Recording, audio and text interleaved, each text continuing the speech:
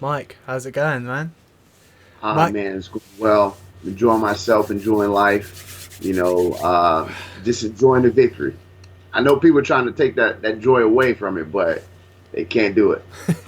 I was going to say that's sort of why I've got you to come on today, obviously, to ask a few questions about the fight and people's comments and all that bollocks and the haters hating, basically. But You see, I said it in my post fight. I said to all the bums, the bigots, and haters, and those have been the three people to come at me. So it's like I think I call it was their call to action when I said their names. They was like, "Yo, we got to run at this guy."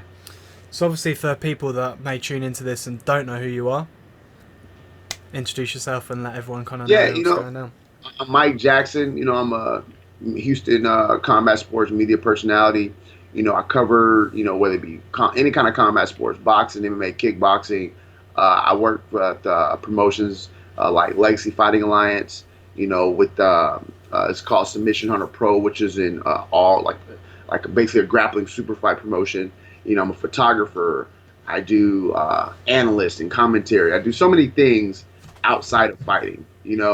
So fighting is just the actual competition is just one aspect of my life. I do so many other things, and I just enjoy building up the sports. I enjoy promoting them. I enjoy, helping up and coming prospects get their names out there, and that's what I use my platform for. And like I said before the fight, that's what I'm using my platform here to do. I'm here to take the Mike the Truth Entertainment brand to another level, and with that, everyone gets to come with me. Yeah, I mean, obviously, it's kind of the polar opposite to say Dana White the other day, who was, you know, being a bit of an arse, to be honest, about sort of your victory. Now, I mean, I wouldn't say it to him. Well, I probably would if he was in front of me, because I'll just say what I mean and that's it. But Yeah, you too. know, he should be kind of you won the fight, big you up, and he kind of done the same thing I think to Woodley after that Damian Maya fight. He was like saying, who would want to pay for that fight again? Who would want to see Right. Woodley fight again? And I think to myself, Dana, why the fuck do you keep? Why do you put down your fighters like after they've just had a victory? You should be promoting them, not demoting them. Do you know what I mean? 100%, man, and that's what I don't understand about it. It's like, look, if you don't, let's just say you don't like the fight, right? Then don't like the fight. But again, he didn't. He from where he was sitting, he didn't understand, where I was coming from. He didn't understand my perspective.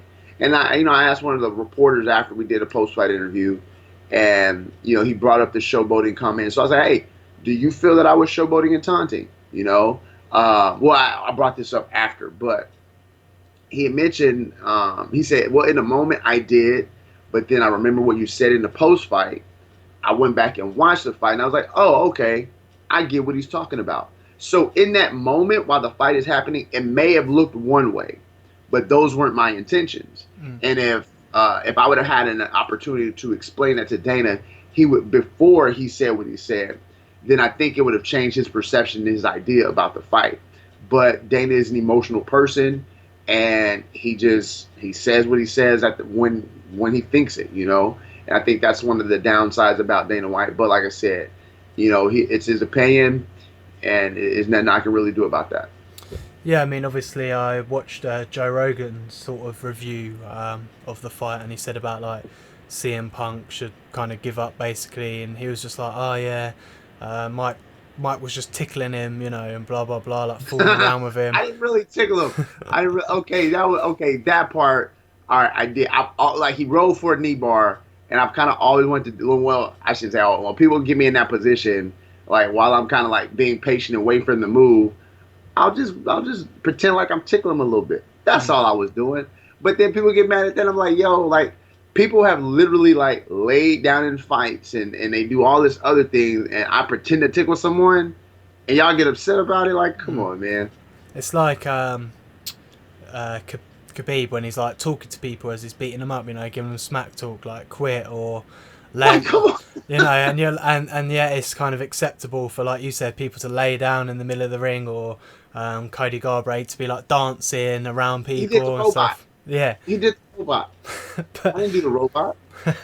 You should have got it in there, man. Should have got it in there. I should Fuck have it. did the robot. Maybe it wouldn't be so mad.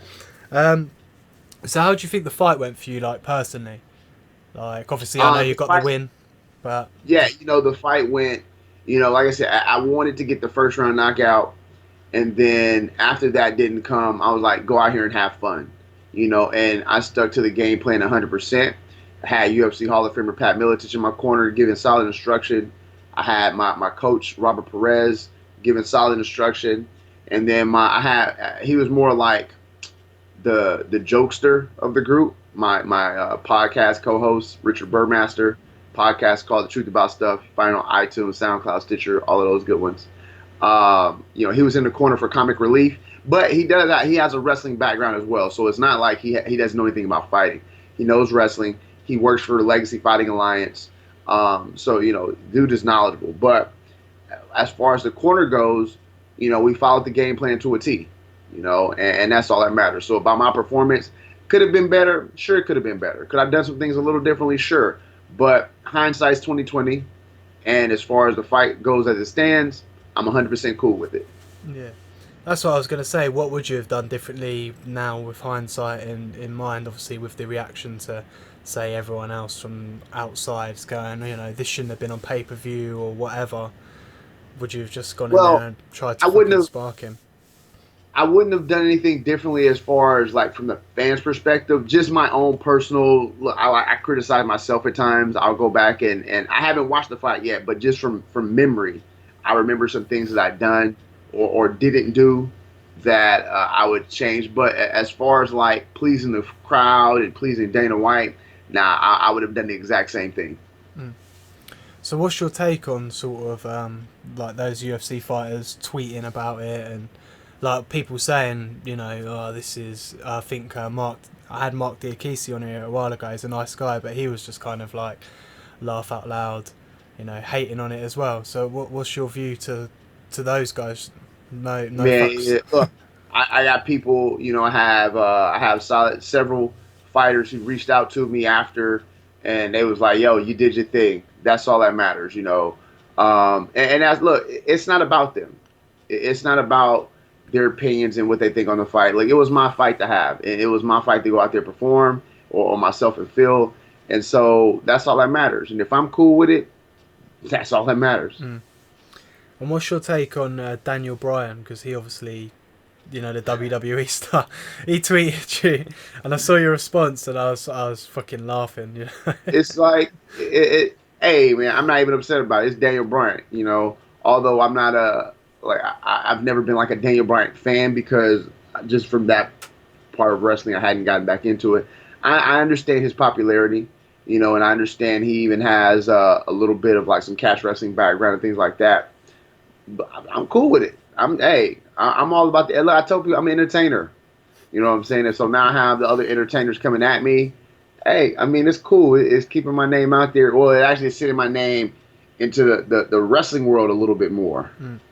And which is not a space I'm necessarily privy to, but it's doing wonders for me. So I get more wrestling fan hate than anything. So I'll be like I said, I was a heel going to Chicago. And I didn't necessarily think I was going to be a heel coming out, but apparently I am. I'm just going to roll with it. So, in short, what's kind of next for you in the world of UFC? I don't know. I don't know. As far as what's next in life, man, we on this Truth Food Tour. That's what we on right now. We're about to head out to Lake Charles for Submission Hunter Pro. But it's Lake Charles, Louisiana. Some of the best food ever comes out of Louisiana. So I'm going out there enjoying myself. In a couple weeks, next week we have the LFA out Beaumont. I'll be at that. Truth Food Tour is going to be put on hold. No one wants to go to Beaumont for food. And then the week after that, we're going out to Nashville, Tennessee. For more of the Truth Food Tour with a little bit of Submission Hunter Pro Jiu Jitsu. So that's what's first for me. But as far as fighting in the UFC, I mean, we just have to wait and see what happens and see what opportunities present themselves. Yeah, have you heard anything from Dana at all? Has he got back to you? Because I know, I think you sent him some Nah, messages or something, or wanted to I speak to him. I reached out to Uncle Dana. He's a little upset at me right now. He's like, when the family gets a little spat, so he's not talking to me for whatever reason. But Hopefully, he comes around and he realizes that he just made a rash decision here. It just quick in the moment, emotional, and he'll just willing to sit down and talk to me for a little bit. Even if it's like 5 minutes. And just for him to understand, that his opinion of what happened was completely wrong. And I know, you can't opinion is nearly right or wrong, but from his perspective, it was wrong. You know what I'm saying? Because that again, what he thought I was doing, I wasn't doing. Yeah, because I mean, I think he said like he's firing you or some shit. I don't know. I read it somewhere. The internet's littered with stuff, but I don't know how much truth there is to that. Or Man, the internet just runs with everything. I have people literally man, like you're fired, like they're telling me I'm fired. They're telling me because Uncle Dana said or Dana said. I was like, yeah, all y'all doing is just these are sound bites. No one's forming their own opinions. They're just going by what the internet says. And like I said, it is what it is, man. These people they're stuck in their ways. It's the internet. They're people on the internet.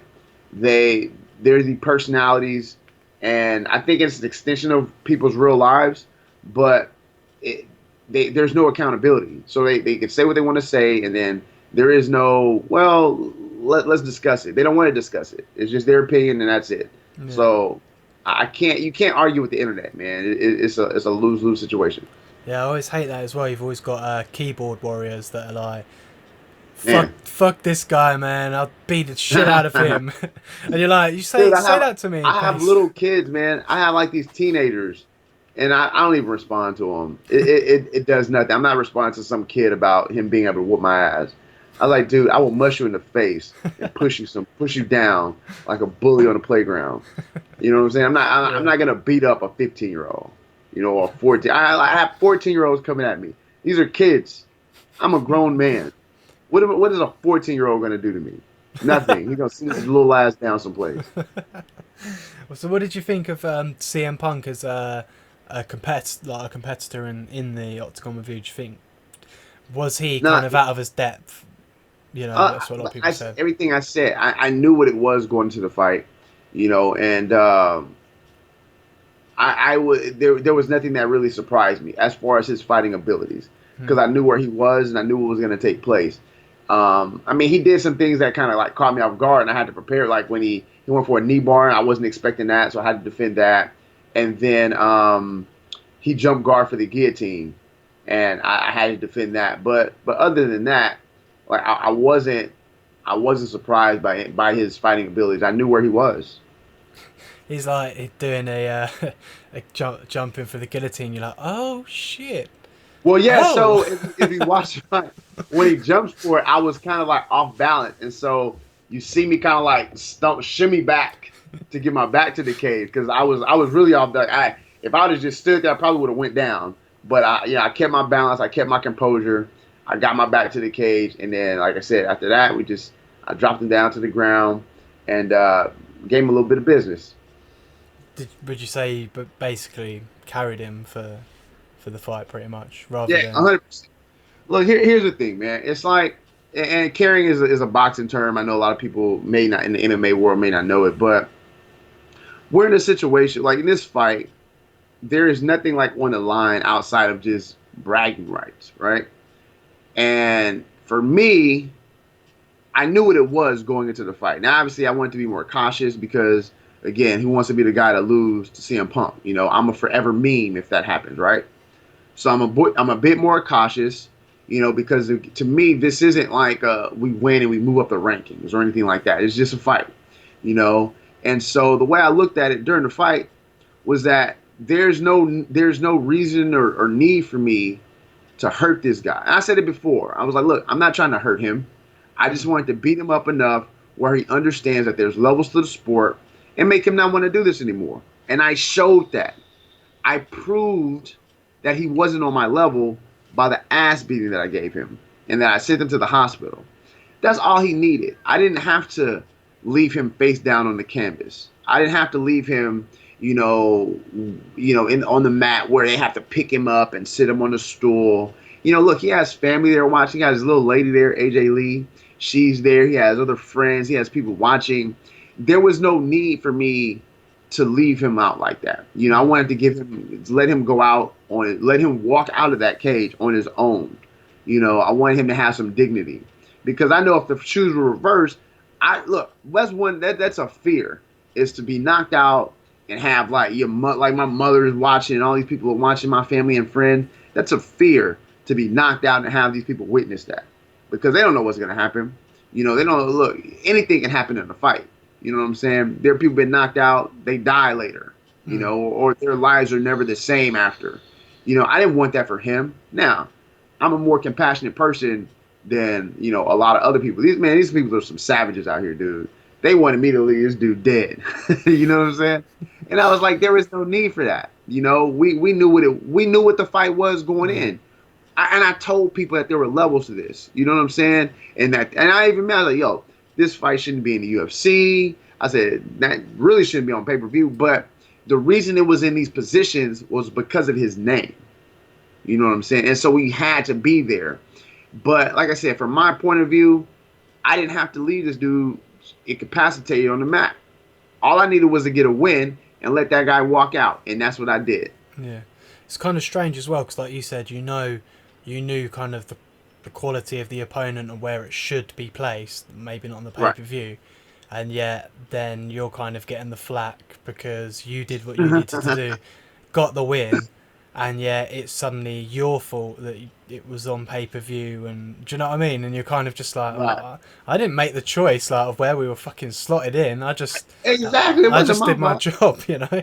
I just turned up, did what I needed to do, showed him, let him walk out, and that's it. Job done. Case closed. Now get off my ass, basically. And people are mad at me for that. They're mad at me because I didn't knock this dude out. Mm. They were like, "Ah, you suck because you went the distance with CM Punk and you could have knocked him out and you didn't." Or they're mad like they're saying I was disrespectful because I didn't knock him out. I was like, dude, like y'all are twisted in life, man. Yeah. And like I said, it is what it is. On the obviously, because you said you do sort of journalism for other sports, I know it was quite a long time ago. But what was your take on the Conor McGregor and Floyd Mayweather fight and kind of what went down? Do you think Floyd carried Conor, or what's your take on the whole? 100%. 100%. Look, I told people, look, there's levels to this, man. Like, and you think this guy with zero pro boxing experience is gonna go in there with arguably the greatest boxer ever? He's the best defensive 100%. Mm. You know what I'm saying? As far if you look at it from that way, and you expect this guy to go in here and beat him? Like y'all are silly. So again, you have a fight, and you have this boxing match, which is arguably one of the biggest boxing matches ever, giving the names involved, right? And it makes no sense for Floyd to go out here and wash him because again, people already bought the fight. You got to entertain them. Floyd knows how the business works, and I'm the same way. I understand the business side of fighting. Mm. The fans don't. You know what I'm saying? So now you have it where Conor and his I went 6 rounds with Floyd, the greatest ever. Well, you went 6 rounds because he allowed you to go 6 rounds. You know what I'm saying? Just like with Phil, he went the full 3 rounds because I allowed him to go to 3 rounds. And again, it's not a knock on it. It's just I didn't have to knock the guy out.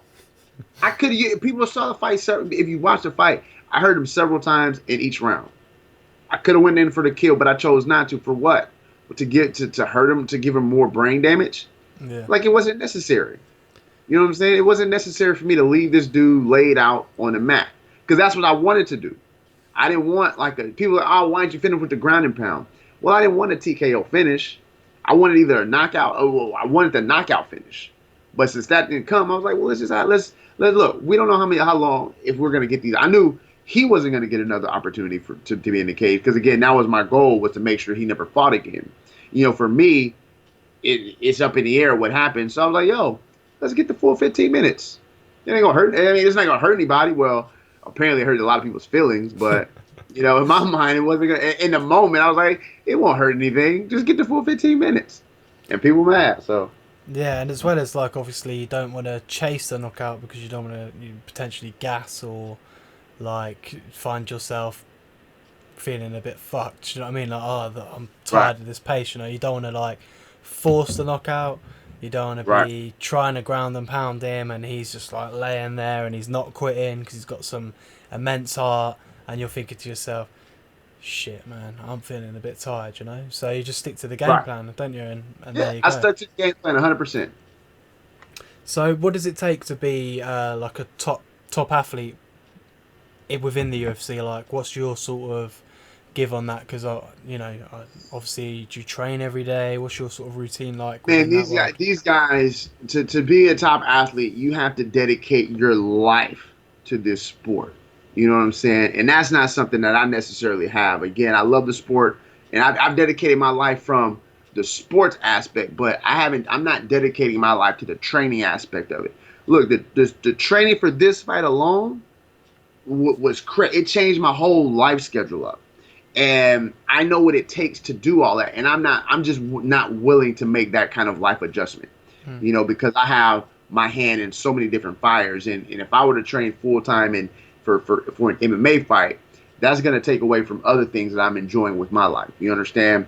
So for me to have another MMA fight, it has to be the right money fight. I'm not fighting again. I'm not fighting on a regional show for $1,000. Yeah. But to be an elite level fighter, man, you're dedicating your life to this, man. So you're training 2 to 3 times a day. You're not just training in one space. You're going over here for one thing, for jujitsu, and one over there for striking, over there for strength and conditioning.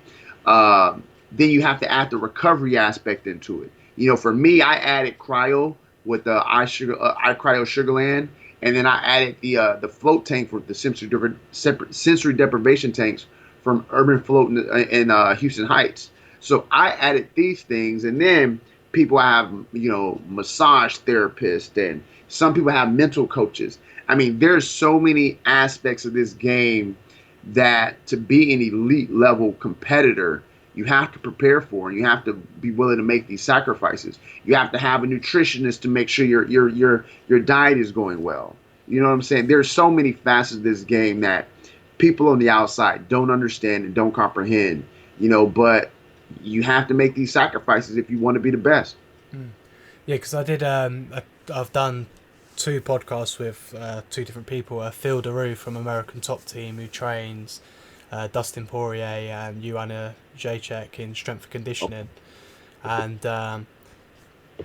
he was really interesting to talk to, and I still keep in contact with him now. We do sometimes like a UFC panel show, Okay. where we predict like UFC 224 or whatever, like the fight and the outcomes and stuff like that. But he was telling me, like these guys, they train like savages, and Okay. obviously, But yo, I was just like I thinking, ran into I ran so in my workout room um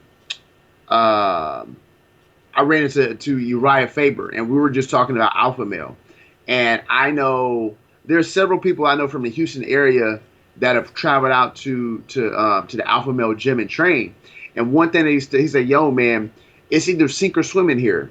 Some people they can handle it; they're cut out for this, and other people can't." And so that was one of the questions I asked him was, so we were just having a conversation talking about guys, and so after I said, "Hey, what's the reason for the whole sink or swim thing?" And he said, "It's a lifestyle. hmm, If you're not ready to change that lifestyle, then you're gonna sink." Again, these guys are training. Uh, they're training several times a day, and they're doing all these things. You have to be ready to make that adjustment for you. Your living changes. These dudes are living in. Some people are living in dorms when they go and travel across the country. I'm not willing to live in anybody's dorm to go train. You know what I'm saying? I'm comfortable living where I'm at hmm, in my king size bed with the memory foam joint. I'm not giving that up. You know what I'm saying? yeah, But that's the difference. And then I said that like everyone has their own path at this, and that my path, how I got to the UFC, is going to be 100% different than someone trying to fight for a title. hmm, You know what I'm saying? And again, they're making sacrifices that I'm just not willing to make. You know what I'm saying? So that's the difference between you know uh, where you have the elite level, the champions, and then just guys just going through the motions. yeah. So how did you get noticed by the UFC, or how did you kind of get in there? Because there's a guy who's a friend of mine. His name's Stephen Hill, young MMA dude, coming through. He spoke to Dan Hardy, who said he's got like quite a lot of potential. I Uh, tweeted a video of him and that, and just kind of for him, like how would he potentially be seen, or how, like, what's your story there? Well, for me, it was all about right place, right time, knowing the right people, and then just look, my brand's strong, especially out here in the South market, and it just so happens that I had the right connections as far as like the personnel goes, and Mm, that's really how it happened. As far as the young man who again, his goal, I'm guarantee you, his goal is to be a UFC champion. pretty I much, yeah. guarantee you that's his goal, right? He's going to be on a different path than I am. So for him, it's all about being able to stand out. He obviously has to be a good fighter, Mm, but he has to have that intangible. He has to have, whether it be his charisma, whether it be is he a witty guy? Does he know does he carry how he carries himself, the presentation? There are all of these factors, but most importantly, it's about who you know. That's number one. And people have to understand that you have to. It's just like with any other business. mm, It's about networking and meeting the right people. These people out here who the better chances of getting in if they know a Mick Maynard or a Sean Shelby, the matchmaker to the organization, or if you have a manager who you can't like. Another thing that they're now, especially in the UFC, managers aren't necessarily needed anymore. Outside of certain things, but there are a lot of top level managers who have that connection. You have to get with them. It's that's I would say is the number one. It's all about networking and who you know. yeah. So, what do you think about the? I don't know whether it's been confirmed yet. Wilder, Anthony Joshua fight. Are you excited for that? And who do you I kind of am. have? I am excited for that. Who you I backing? don't. I don't know who to pick, man. I'm liking Anthony Joshua in that, but the power of Wilder, man. That's something that you can't really factor in. And man, if he catches him, it's a wrap. We know that. Do you think? Do you know much? Obviously, you must know about Tyson Fury. Do you think he Yeah. comes back and schools them both with boxing masterclass, or No. just gets obliterated out there by pure power? He's gonna go out there and he's gonna get washed. Yeah. Uh, he better simmer down. I mean, that's just my opinion. That's my opinion. I don't know. Maybe he holds his own out there, but Yeah. I think those are two of the top level heavyweight boxers, and it's gonna be a great fight. I know they're talking about it. It's gonna get made, but until contracts are signed, until we Mm. start seeing those promos, in my eyes, it hadn't been made yet. But no, I'm excited for the fight. I'm also excited. I love, I'm out here in Houston. I love what the Charlo brothers are doing. There's another guy that I actually train. We train at the same gym. His name is Regis Progress. Progress, and dude is a beast, man. So these are a little lower level. These are like the 40, I can't remember what Regis fights at. He's like a 42 champion, 47, somewhere around there. Charlo brothers are 65 champions. Um, Man, Houston, we got some nice stuff out here. And I'm guessing they've got that sort of mentality as well that they're willing to sacrifice everything because they want that title. That's what I'm saying. So Regis, this dude came from New Orleans when the hurricane, I think it was Katrina, he migrated out here.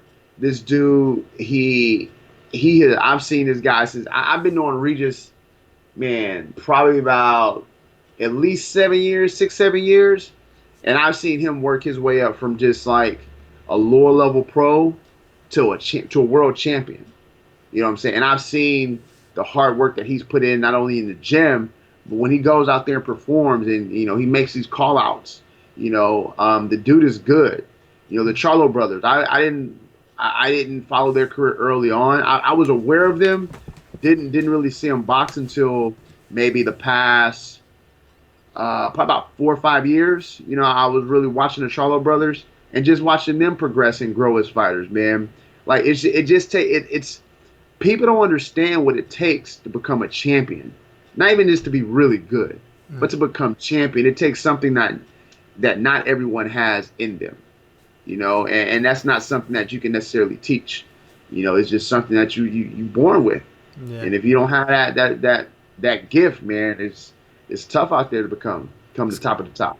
what separates the great from the good, really. Do you know what I mean? Like just that little 5% or whatever that they've got that they're willing to give, whereas others may may fall a little bit short, as well as Right. talent and molding their skills. So Right. why did you get into podcasting? Like, how long have you been in the podcasting game for? Ooh, man, I've been doing podcasts uh for about 3 4 years. For me, it was just one of those things. Like I got started doing like these video blogs. As far as like the media personality goes, and as the sport, I was doing video blog. Like I was providing content before providing content was a thing. Mm. And that's how my name blew up out here on the sort of the south region of the country. And then as everything evolves, you got to evolve with the times. And then podcasting for me was just the next step as far as providing content, and because people watch the blogs for my personality, they watch to the things that I say, and just the entertainment value. So for me, I had to evolve, and the podcast was just the next step, and so I jumped on it, and we're having a great time with that as well. And we want to be making that Joe Rogan money, you know. He's on that. I swear he's on like One 70 day, grand or something, man, for like per yeah, podcast one day, episode. man, one So, day, not right jeez. now. I'm like, fuck me. No wonder why you're releasing a fucking podcast episode every day, man. Do you know what I mean? Like, it's doing that with the money like that. Just racking it Right? up. It's mad. So for those that don't know, what's your podcast about? It's called The Truth About Stuff, and the main topic is obviously we talk about fights because that's what primarily we're dealing with, or we both work for LFA, so we're providing just fight coverage and content, but then we just talk about regular pop culture stuff. So we like to parallel the two, like we like to tie into pop culture with fighting, but sometimes it's just I like it because for me, I want it to be stuff that I'm interested in as well. And for me, I'm interested in other things outside of fighting. So it just depends on what's going on that week, and it'll make the podcast. Yeah. So for someone new that's kind of wanting to come and listen to your podcast, what would you recommend as your favourite episode that they could tune into? Oh Get man, them, get 'em hooked. I don't really have a favorite one, man. Just listen to the most recent one. The one that I posted yesterday, which I need to share today. It was about my experience during fight week at for UFC 225. It was the fight week itself, man. It was just a great experience. For me, it almost feels like summer camp, like a week long summer camp. You're here hanging out. You got a bunch of fighters everywhere in a hotel, and even you see them around like the city a little bit. You do different things. So it was a great experience from that way, and then you cap it off with fighting. It was just a great experience. So for this week's podcast, we talk a little bit about that, and then we recap the card a little bit. We talk about what's next in the middleweight title, the titles realm, Mm. and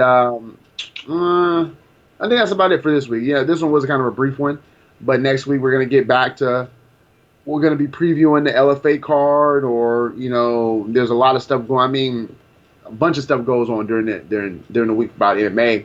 So anything that comes up, we're gonna discuss it. Do you have like who? Sorry, my words are all over the place. Who's been your like best guest? Have you had like a guest appearance on? Who's been your biggest? Man. Biggest We've sort of name? had we've had a lot. I mean, I've interviewed many like big names, but as far as the podcast, oh man, I can't even think off the top. We've had all the champ. We had like Darian Call. So we get a lot of Bellator guys too. So we've had like some of the their champ. We had the Darian Caldwells. We've had another champion on. I can't remember. We've had a few like T.J. Dillashaw's, Eddie Alvarez's. I can't even think, man, off the top. To be honest with you. Still, man, I'm jealous, man. I'm fucking jealous.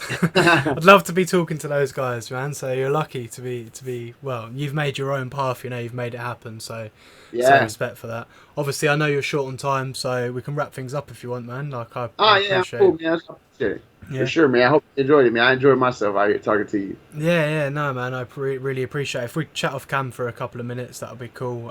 Sure. Off podcast, just a little recap. But yeah, advertise yourself now. The floor is yours. Go. Yeah, man. Just everybody, like, you can follow me on all my social media. Stay up on the dope content that I provide. It's at the Truth Jackson on all platforms: Twitter, Instagram, Facebook, and Snapchat. Of course, the Truth About Stuff podcast. You can find it on iTunes, SoundCloud, Stitcher, Google Play, and as well as mythetruth.com/podcast. And again, man, just stay up on the dope content that I provide. You're gonna see a lot of up and coming prospects come through my social media platform. You're gonna see a lot of guys that's gonna make it to the UFC. Man, I mean, we had 3 guys this week that had Kevin Holland was on talking about the Contender Series. I had Kevin Holland, Alonzo Minifield, and Greg Hardy. Nice. These are guys I've covered. Now, obviously, people know who Greg Hardy is, but Alonzo Minifield, who had that crazy quick knockout, Kevin Holland, who went out there and put on a show. That was his first decision, by the way, on the show. So these are up and coming prospects, man, that are going to make it to the UFC, and you get to see them, through my platform before they reach there. Yeah.